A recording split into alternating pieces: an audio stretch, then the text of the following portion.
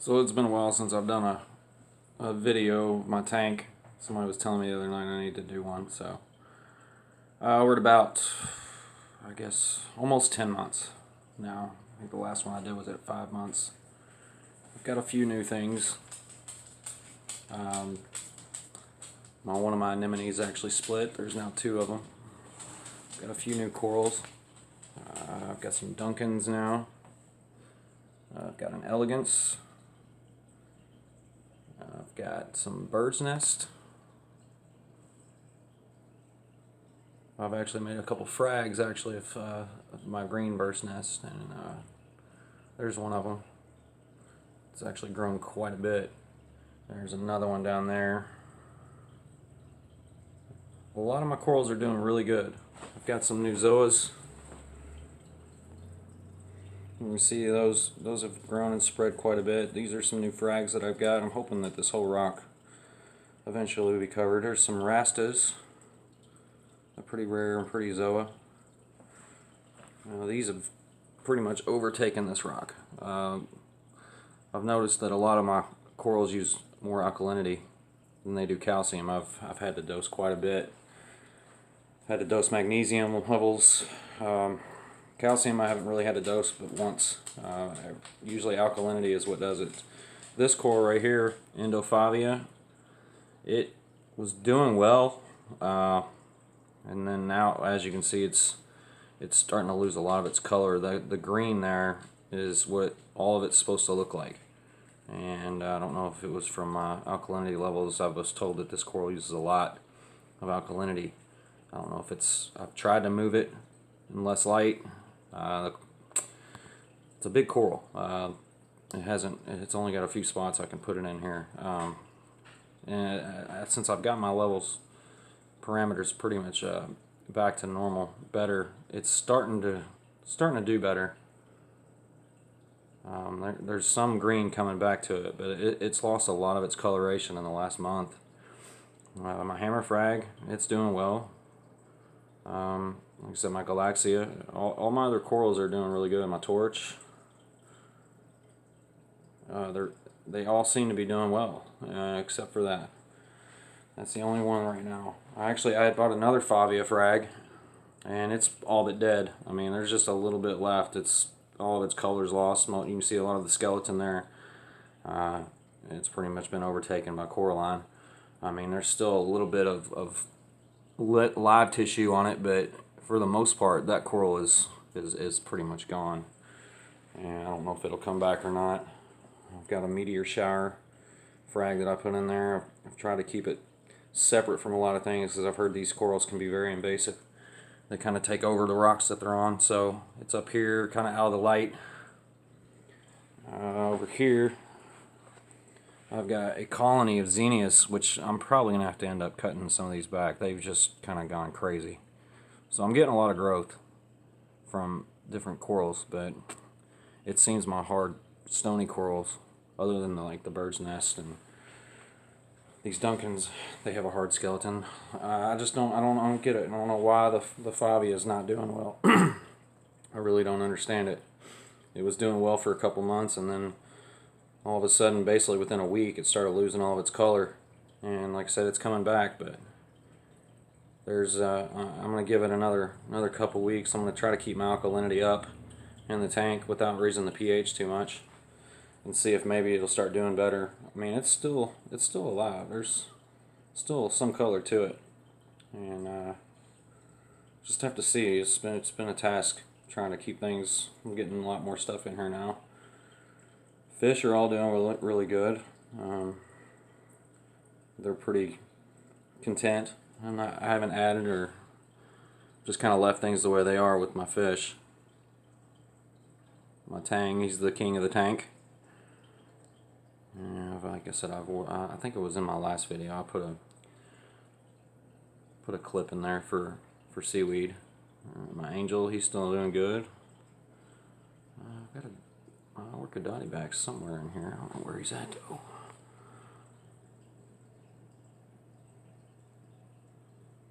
He's probably hiding in this rock. He's got a lot of places he can hide in. He was just out though. He may come out here in a minute.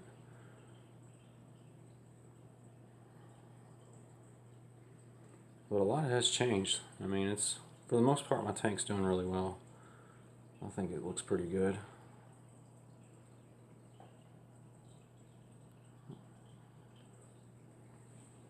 Where you at?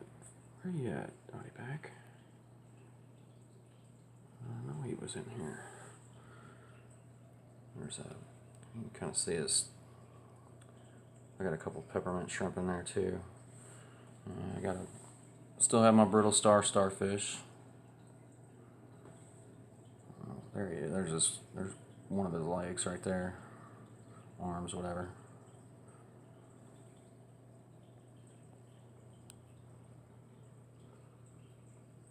I'm trying to see if I see. But anyways, fish are all doing good.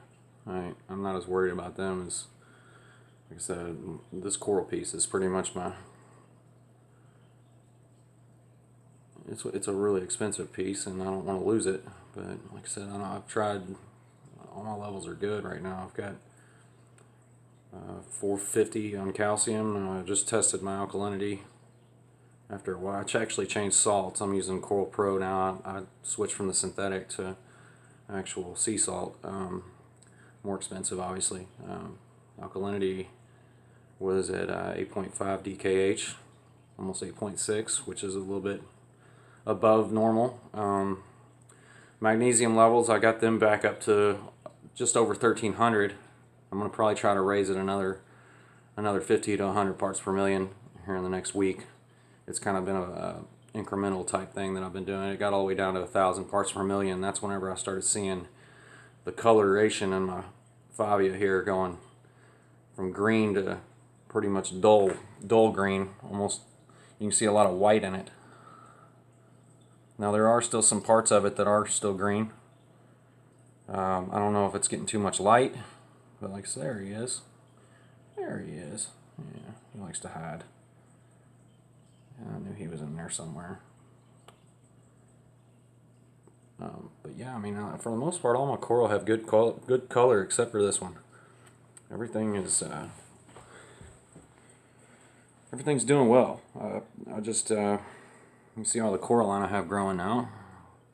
Pretty much every piece of rock is covered with it. I haven't worried as much about my background and the back part of my tank as I have been the front and sides. Obviously there's going to be some parts where there's going to be coralline growing in the corners where I can't get too close to the seams, but as long as everything else stays pretty much clean, I just use my mag float here and there a couple of days a week to scrape it. I've actually got an actual scraper to scrape that stuff off, but I'm just going to let it grow on the back. It's already started growing pretty much back there in places. I'm just going to leave it alone and let it keep growing. Eventually that whole back part of my glass is going to be overtaken anyway, so I might as well just leave it. It's good for the tank. So I had a problem with some cyanobacteria, some red slime, and I had to treat it, and it seemed like after I treated it is when things started getting kind of hairy on my water parameters. I did a couple water changes because I had to leave my skimmer cup off. It was just going insane, overflowing, and I did a few water changes after about a week. Did like 2 or 3 in a row, and I did a fairly big one, almost half, and it seemed like whenever I did that is whenever it started getting harder and harder to get my water parameters to where they need to be. But there's a 5-month update. Like I said, I think everything's doing, for what I have going, what I've got going so far, I feel like I've done a pretty decent job with it. It's been a task. Anybody that has a reef aquarium knows. It's a daily struggle, not just weekly or monthly. I mean, it's something that you gotta, once you get more coral and more life forms in there, they tend to just suck up all of the nutrients, all the things that make a successful reef work. So you gotta be really vigilant and make sure you do your tests week. I try to do them weekly to see what my levels are. I haven't got on a drip method yet. I'm still trying to figure out how much I'm going to do if I do a drip. Right now I just dose accordingly. and try to raise my levels back up incrementally over the course of several days, as opposed to getting it all back to normal overnight. It's a lot less stressful on the fish and the coral themselves. So until I do figure out a drip method, I'm just going to keep doing things the way I am. I'm hoping that here in the next couple weeks, since I've switched over to this better salt on water changes, I might start seeing an improvement in this coral. If not, I'm probably going to end up getting rid of it before it dies. It's silly to keep something. I don't understand why it's not thriving, because everything else is. You can see my frog spawn. I've got a lot of growth out of that. Yeah, that mushroom there is split. There's two of them there. I'm actually thinking about getting rid of those too. That was in the tank whenever I started it. It was on a piece of live rock, and it's just huge mushrooms. I've got a couple big mushrooms. There's one there. There's actually one kind of back there in between those rocks. And there's some actually growing behind my Duncans. I've got a few back in the tunnel here. I call it the tunnel. There's a couple back there. Still got all my emerald crabs. I added a new species of hermit crab, the left-handed hermit crab, I think is what it's called, where they have a lot of people call them Halloween crabs. They got white and black legs, and like I said, the only thing that I really usually have to add as far as animals is snails. But I have a lot of baby snails growing in here too, so there's a lot of snails everywhere. I mean, even on the glass here, there's babies.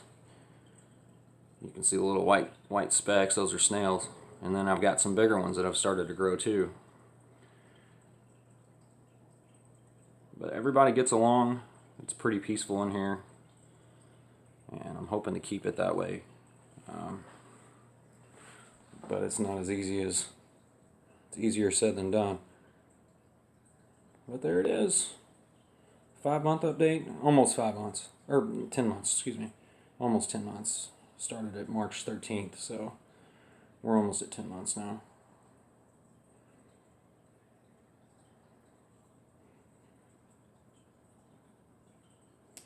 Alright, that's a pretty long video. Put this on YouTube so people can see the progression, the difference now from 5 months ago. Yeah, I hope everybody likes it.